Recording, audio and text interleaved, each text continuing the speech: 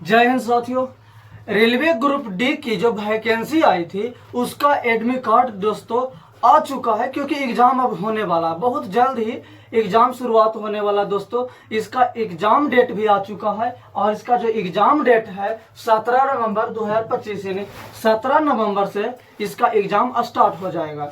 तो जिन भाइयों ने अभी तक अपना एडमिट कार्ड डाउनलोडिंग नहीं किए हैं वो कृपया करके जल्द ही कर लें, क्योंकि हो सकता है, संभवतः ये हो सकता है कि आपका 17 नवंबर कहीं रहे और आप आशा में पड़ रहे हो कि नहीं मेरा बाद में होगा। ये जो एग्जाम जो शुरुआत हो रहा है ग्रुप डी की, ये 17 नवंबर से स्टार्ट होगा और महज ये दिसंबर माह में जाके ये समाप्त होगा। लेकिन क्योंकि इसका जो दिसंबर में कब तक इसका लास्ट डेट रहेगा ये नोटिफिकेशन के दौरान नहीं दिया गया।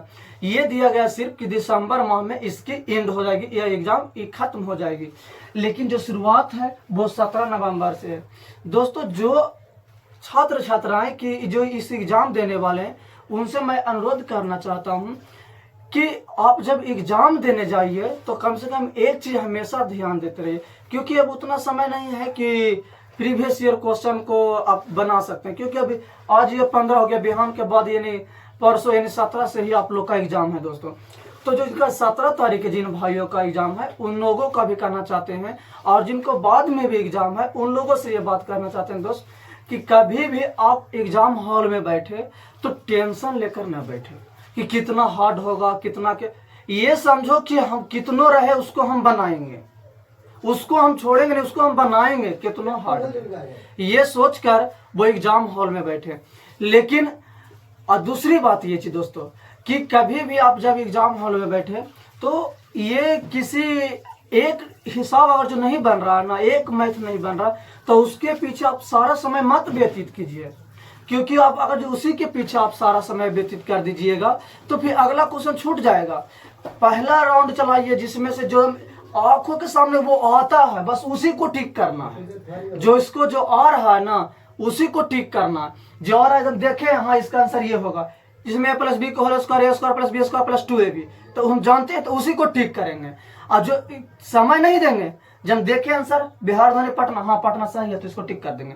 बस वैसे एग्जाम को शुरू बार में कीजिए। सेकेंड राउंड में कीजिए कि उस पर कुछ समय दीजिए कि समय देला पर वो बन जाए। थर्ड राउंड में देखिए कि जो ज्यादा समय लेगा उसके बाद बन रहा तब उस पर जाइए। और सबसे लास्ट में उसी को देखना है, कम से कम 3 राउंड जरूर चाहिएगा। शुरू में जो आता है वो हम टिक कर लेंगे, दूसरी बात उसको हम बना कर देखेंगे जो सही होता, और तीसरा में हम प्रयास जब लास्ट हो जाएगा कि अभी नहीं बनेगा तो थोड़ा सा समय बचा हुआ है तो क्या करें उस पर हम देखें। क्योंकि समय बहुत कम मिलता है दोस्त, समय बहुत कम मिलता है, तो इसीलिए समय के व्यतीत ना करना है। क्योंकि जल्दी जल्दी सिर्फ क्वेश्चन टिक करना रहता है, तो आप उसको सोल्व भी करना है और उसको टिक भी करना रहता है दोस्तों। तो इन चीजों पर ध्यान दीजिएगा। ये नहीं कि शुरू में ही अगर शुरू में 10 क्वेश्चन हमको क्या है हार्ड पकड़ा गया उसी में हम लगल रह गए, समय देखे तो यहाँ खत्म पकेगा और पर दोस्तों। तो इस तरीका से नहीं करना, हम टोटल क्वेश्चन जाएंगे, बनाने वाला पर जाएंगे। हम ये नहीं करेंगे आपको आ रहा तो उसको मत बनाइए, लेकिन उसको का सेकेंड राउंड में बनाइए। फर्स्ट राउंड में सिर्फ देखे आंसर मार दें, वो उसको का आप लोग टच कीजिए दोस्त, ज्यादा बेहतर रहेगा एग्जाम के लिए। इस प्रक्रिया संभवतः ज्यादा अच्छा रहेगा। क्योंकि अगर जब बनाने में लग जाएगा ना तो लगेगा कि नहीं थोड़ा सा गलती हो रहा है, कहाँ पर सुधार है उसको सुधार करेंगे। क्योंकि मैथ रीजनिंग इसमें रहेगा ना, ज्यादातर आप मैथ रीजनिंग क्या है समय लेता है, तो उसमें आप समय दीजिएगा ना तो और भी सब्जेक्ट से जिक्के रहता है उसमें सारा छूट जाएगा दोस्त। तो छूट जाएगा तो फिर क्या फायदा।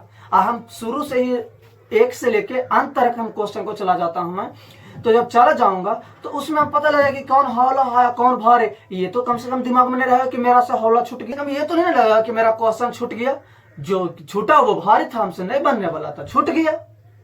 तो दोस्तों की इस तरीका से आप लोग एग्जाम हॉल में जाइए तो आप फुल्ली कॉन्फिडेंस में जाइए कि मेरा मैं बनाएंगे।